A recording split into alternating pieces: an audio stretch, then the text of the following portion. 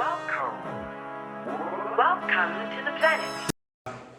Everyone, sanamukela to another exciting episode of Let's Get Real Talk Show. Igama lami nguLondiwe Gumede, Mthokozisi yamantemande, and I'll be your host for namhlanje. Today we are joined by one of our leaders at the MUT, Mthokozisi Gumede, who is well known as Utawa. He is currently the SRC president for 2020-2021. Mthokozisi, thank you so much for joining us and sawamukela namhlanje. No, thank you very much for inviting me kule show yenu progressive kakhulu esikoleni. I wish abanye abantu bengafisa ukuthi basilekelele ekuthenini progress, because it's one of the shows ekwazi ukuthi thina as leaders isinika i-platform to deliberate on issues affect some students, because historically la eMangosuthu uma ngabe ukhuluma nama students you only interact with them kuma statements, so we need ama platform akanjena so that sokwazi ukukhuluma nawo and escalate matter. Yabo kunama issues ongakwazi ukuwachaza ku statement, udinga i-platform ekanjena ukhulume ngawo kahle. No, can you please tell us about Utawa? Besides you being in politics, usitshele nje ngoTawa ukuthi ubani uTawa, wakhulelaphi, yonke leyo nto leyo. Okay, Utawa is just a young lad, a young guy from Umtubatuba, phansi le endaweni a deep, a rural and disadvantaged place, eDugudugu. Ngaqala ukufunda primary esikoleni esithiwa iBuhlebemvelo Primary School, then I escalated to Silethukhanya High School. From there I came straight to Mangosuthu. Ngafike ngayifundela diploma ngayiqeda. Currently I'm enrolling for advanced diploma in office management and technology. Okay. Did you ever see yourself as a leader, especially in politics? All right. Not quite just in politics, because at first ngaqala assist ama students. Ngaqala in a platform noma kwi area of academics. I've been a mentor when ngafika la eMangosuthu and transformed to being a tutor. And that is where I think ngaqala khona ukufunda nokubona abantu abaningi la esikoleni, you know. Then that's also when I met one of my friends, former president uKhodesa, who recruited me to organization engiyo namhlanje EFF Student Command, and from there career yami politically yaqala khona ke, but ngaqala go floor rep, house committees, ngabo 3 seats. Currently I'm the president. So yeah, this thing of leading kade yaba khona, but I've never pictured myself ngu president of institution nama students ala 13,000 plus, you know. So it's coming with a huge pressure, but it becomes easier because assist ama students has always been a passion. Yes. Okay, being the SRC president wamanje, what is it that's new that you're willing to bring to the table? Nanokuthi yiphi indlela ongenza ngayo ukuze impilo zabafundi eMUT zibe lula? All right. You know, if there's anything that you need to change, especially us as leaders, one thing I've learned is you need to read documents, because kulula ukurhetorika ukuthi no, you want to do 1 and 2 for students, but uma ungazi ukuthi 1 and 2 uzo accomplish kanjani angeke uzukhona. So I have a goal, a mission and a vision, you know. There are a lot of things engifisa ukuyishintsha, but it all comes with knowing the system in place, knowing people who okay, if I have this problem or I have this program engifisa ukuyi-implement for students, ngiqala la ngigcina la, and how do you tackle that thing? There are a lot of programs. There's a lot of change in ukufika nazo. Currently, the most problem we are facing like schooling is the issue of financial constraints, the issue of academic exclusions. If focus like schooling is only on students who are funded by NSFAS, we constantly forget, so it's not all of us are funded by NSFAS, but I'm not angithuki if institution inakakhulu ama students aka NSFAS, because institution yethu mhlambe enye into engayazi ukuthi for it to operate isebenza ngemali ayinika NSFAS. That is why the primary focus is on students who are currently funded by NSFAS. Mina I want to take these missing middle students nabo ngibenze be feel welcome, because by virtue of being a cash payer doesn't mean ukuthi we have imali. We've got problems ahlukahlukene. Nomunye ngathi register this year because of uyagula, and then next year uzobuye say cash payer lo muntu akanayo imali. I want to introduce campaigns, programs to raise funding to assist those students with tuition and accommodation. On top of that, we must constantly have programs to sustain them. Okay, perhaps we once had we want to introduce a program of a free meal for needy students. All those things, but you have a plan how we're going to achieve them, and we do have a plan. And by eventually everyone will see okay, look was achieved because of 1 and 2. So there are a lot of things. Speaking about finances, as you mentioned, ni plan wenzani SRC budget, as we know that 2018 kuphethe EFFSC benza something with the SRC budget. What is it that you willing or planning to do in SRC budget this year? Okay, no, budget SRC, it's good that we are mentioning ukuthi vele imali yama students, it's a funding ephuma kumfundi eyedwa amount njengoba u 10,000 let some easy kuyofika kuma millions. We want to deduct imali ethile from kwi budget and assist students njengoba siya registration. That's one. Also njengoba I think you know ukuthi if student command ya introduce a trust fund.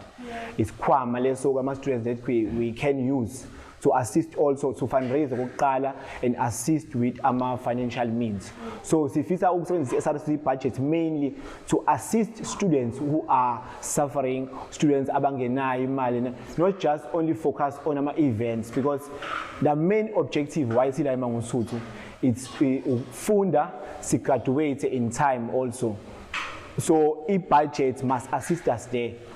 Programs, we must have programs. I don't mean we mustn't have programs. We must have programs because we're young. We're stressed and then distressed. You know. But the main objective here is to utilize the budget to assist our students who are currently suffering, our means and so forth. You know. You mentioned events. Yes. So I'm sure my students, they want to know, since there is coronavirus, as we all know that last year, as Banganama events. So since the country moved to level 3, are we going to have events such as graduation, Miss and Mr. MET, freshers, Okay, we've got a lot of programs that are in pipeline. Eseswaplenile nokuthi njengobusho Miss no freshers. Miss no freshers my content yokuqala ukuthi Miss wango 2012 uyafana no Miss wango 2019 or 2018 and so forth. We must have indlela zokushintsha phela to show ukuthi igeneration ekhona njengamanje isiya progress in terms of indlela enza ngayo izinto. We do have those programs in line. However, everything currently lies within our regulations COVID-19, you know, but we are going to benchmark. Currently, we are planning a trip to benchmark to Amanyama institution to check what Univesity hosted the graduation last year, but we couldn't. We opted for a virtual graduation. So we ought to go to all Univesity and to other institutions that I hosted a graduation and check what's born and come back and introduce the same strategy to institution needs. Because for one graduation, I think it's the most critical and important ceremony because it's whereby we can invite our parents and peers and even our enemies. No, but we are here today. So it's very important and we are planning but it's all lies within our regulations COVID-19 is. Okay. About funding for advanced students. As we know, MET advanced students we are in Naga wona, maybe Kokele wona, abantu abasuke beno NSFAS lab. So angazi ukuthi athina ama plans ukuthi bona bazofundwa kanjani since vele shoot mangabe beno NSFAS shoot vele they can't afford vele. So ama expectation ever sithi ukuthi bona mangabe sebe advance ba expect ukuthi kodwa bakwazi ukukhokha kodwa bebengakwazi ukukhokha. So athina ama plans akho kwena. for advance as now and choose going to advance this year? Yes, currently kahle mina I'm enrolling for advance and angikho funded. Yabo, it's a pity. Ngiyasazi struggling ngiyakwazi ukushizila yabo. Ngiyazi ukuthi uma ungenayo imali yokuregister, unayo inirese and so forth yabo. So currently we are negotiating with private sectors that takes postgrad and advanced diploma kwamanye institution. For instance, obusitha to advise them what we've got these students about funding for next year. So we are in that preparation, and also a trust fund is assist kuleo aspect to accommodate labafundi laba register, if possible also in accommodation. And also we are negotiating with the institution because it does not make sense for the institution to introduce so advanced postgrad being keeping funding in to assist these students, because mina for an example njengoba sengigraduate for a diploma isikole esithola imali. If mina nawe sigraduate njengamanje isikole esithola funding, uma siphinde sigraduate for advance siphinde sithola funding, but there is no funding that is allocated for these students, you know. So we ought to take a stand, a very decisive stand, and siyitshele futhi Mangosuthu ukuthi you can't be constantly introducing programs afana lawo ebese unga-assisting ngalutho. Siyibona imali ihleli njengoba programs la akhona ngaphandle amile singazi ukuthi imali siphelele and so forth. That money, that funding must be redirected to lama programs lawa abawa-introduceayo bese bengasiniki funding. So we're in those preparations, but before registration iqale sizoba ne-address. We are going to address students ukuthi abenza advance kuzokwenzakani ngabo, sizoba-assista kanjani abenza ama-postgrad additionals and so forth. Okay. So as the SRC president or as a leader yalonyaka lona kunama issues ehlezi now MET, the issue of buses, the issue of registration in terms of the system. So when as Utawa, what are you willing to change? Okay, as Utawa together with my team, because SRC I am the president kuphela, it's a team of 11 people. Currently we are negotiating with Unakos IT department. Yabo residence application isivuliwe, but sisayimonitor because kwanayo iba nama problems mase kumele kuphuma offers and so forth. The reason for that is operating system yala esikoleni. Operating system yala esikoleni is outsourced. Uma ngabe si register ithuli system kuthiwa no i-registration postpone kuzoqhubeka kusasa, it's because kusuke sakubiza umuntu eJohannesburg. We must insource i-operating system qala so that we know ukuthi mayinama problems la ekhaya it can be configured within an hour or two siqhubeke ne-registration. So that's one thing esibhizi now njengamanje. Then also sifuna ukuqhubeka futhi siba assiste ngaleyo ndlela. Then you mentioned the issue of ama transports and so forth. Yabona leyo issue it's very critical and iyangicika because it touches impilo yomfundi. You know, uma ngathiwa njengamanje siba ne problem kuba kulimala abafundi due to transport to as leaders as if asiyiboni lonto, it does not make sense. That is why we are telling the institution ukuthi we must apply ama strategies amanye ama-universities. Ama-universities afana no-UKZN awasebenzisa amabhasi noma i-transport ye-service provider kuphela. Nayo institution has its own. The institution ikela eMangosuthu must have its own transport, you know. So uma bakuthi abanayo imali ukuthi bathenge ama-buses abo, they must lease them. Uthi heads ufaka imali each and every year la eMangosuthu. So leyo mali must be redirected. Iyokwazi ukuthi assist because ngoba ngisho it's an issue critical because it touches impilo yakho nami. Yeah. So that's what we are advising and negotiating with institution to make it so that it's so was singabi nazo inkinga. We can't be having each and every problem unyaka nonyaka. Asikwazi ukuthi ngafela state student registration yakulo nyaka futhi the same thing. So we are trying. Currently nje we've been having meetings the SRC to point out what inkinga ziba la nala and what could be the possible solution, and the best strategy is to brainstorm and benchmark from other institutions ukuthi bona benza kanjani so that Mangosuthu can progress to an upper level. Okay, I have questions from abantu abangekho lana babhala ama questions on Facebook. So I'll read a few questions.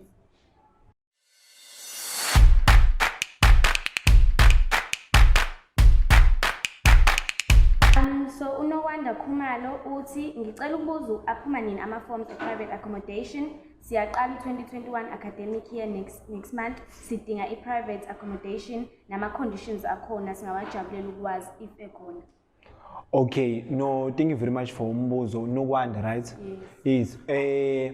The issue of private accommodation, I'm sure we manifesto it. You saw what is if we fully implement private accommodation because we need to give our students a variety of choices.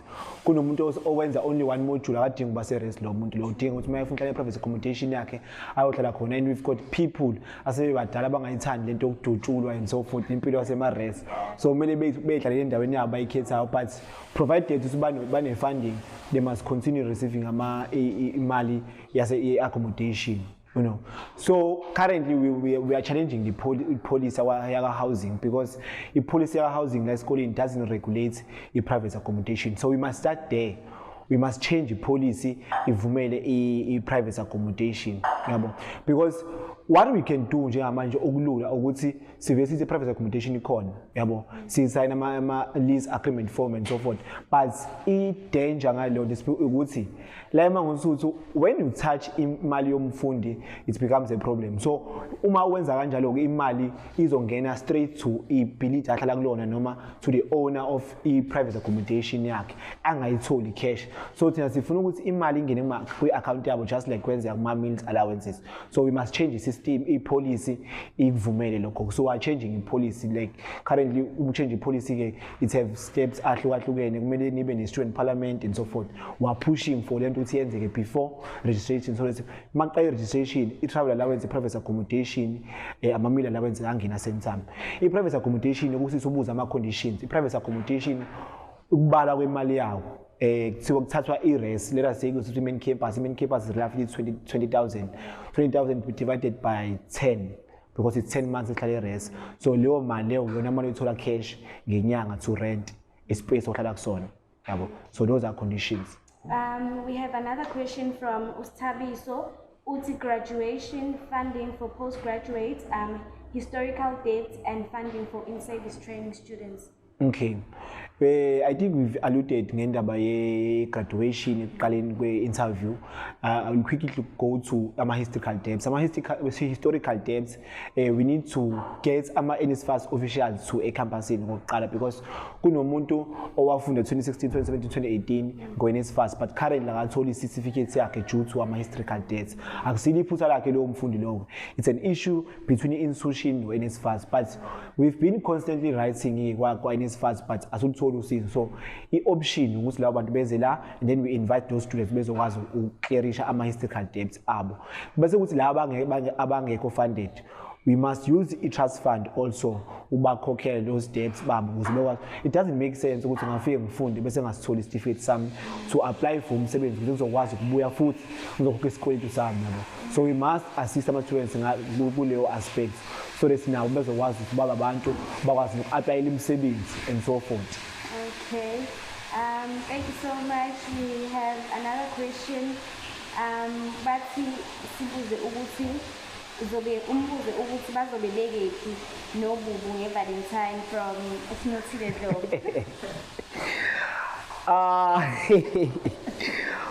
No, I wouldn't like to disclose the information manje la public because abantu bazongimaka yabo. Matters of the heart, there's a lot of contestation lapha, but nje plans are in order for Valentine's. Nje abantu futhi ngebebone because asiyo abantu abaposters. Okay, siyabonga kakhulu. Thank you so much Tawa for joining us namhlanje. Mhlawumbe ungathini i-message nje to all the students, to all our students ase-MUT nje, i-message ongathanda ukuthi idlulisele kubona. All right, no, ngiyabonga. I think in summation into engifisa ukisho kuma students ukuthi njengoba bang-entrusta with amavote abo bathi ngizokwenza lokho bakufisayo noma lokho kangithi mina ngifisa ukubenzela zona. Angizimisele ngokuthi ngishintshe just because ngingu-president manje. I'm willing to ukuthi into engangifisa ukuthi ngizoyenza ngenze sure ukuthi ngiyakwazi ukuzenza ngayo yonke indlela. And also ama-students shouldn't forget ukuthi angisilisele mina whenever they need me 24 hours. Uma kuthi uyangifonela umuntu unless mangilele, but uma ngisuka ngizobe ngibhekile ngizoresponda to whatever ama-text noma ama-messages okanye ama-calls yabo. So ama-students must nudge me, prompt me ngayo yonke indlela. They must constantly remind me of the oath I took the time ngi-inaugurate yabo, because angithi thina sathi sifuna ukuseva ama-students, so we must serve them, you know. Okay, thank you so much. Thank you so much for watching. Please don't forget to like, share, and subscribe. From Mina and Mr. Gumede, we are out.